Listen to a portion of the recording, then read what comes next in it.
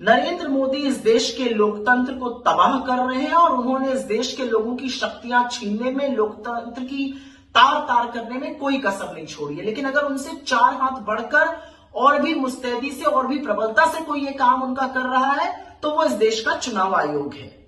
आज चुनाव आयोग ने राज्य चुनाव आयोग अधिकारियों को लिखकर निर्देशित किया कि चुनाव संबंधित वीडियो या फोटोग्राफ्स 45 दिन बाद डिलीट किए जा सकते हैं। मतलब 45 दिन तक अगर किसी चुनाव में याचिका दायर ना हो तो चुनाव संबंधित जो वीडियोस हैं, जो फोटोग्राफ्स हैं, जो जांच में काम आ सकते हैं, उनको रिकॉर्ड से ही डिलीट किया जा सकता है। अभी तक नियम ये था कि वो 1 साल तक रखे जा सकते थे, जिससे लोकतंत्र में अगर कोई सवाल उठे तो ये सारी चीजें सबूत के तौर पर जांच में काम आ सके। आपको याद ही होगा दिसंबर में कैसे आनन फानन में चुनाव आयोग और कानून मंत्रालय ने मिलकर आपसे एक बहुत बड़ी शक्ति छीनी थी। इन लोगों ने मिलकर चुनाव के नियम ही बदल दिए थे।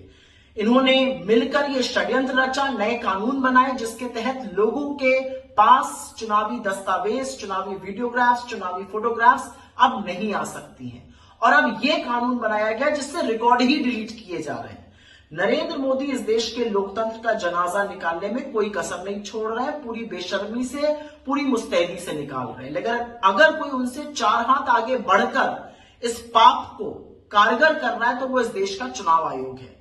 इस देश का चुनाव आयोग इस देश की एक संवैधानिक संस्था है। इट्स अ कॉन्स्टिट्यूशनल बॉडी जिसकी रिस्पॉन्सिबिलिटी न सिर्फ फ्री एंड फेयर निष्पक्ष चुनाव कराना है, बल्कि यह भी है कि लोगों का चुनावी प्रणाली में विश्वास बना रहे।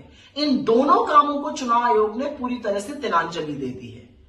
अब यह अलग बात है कि मोदी जी का और चुनाव आयोग का नाम सुनकर मीडिया को तो साफ सूझ जाएगा, लेकिन यह आपके मताधिकार की बात है, यह आपके वोट के प्रभाव की बात है, आपके वोट के हक की बात है।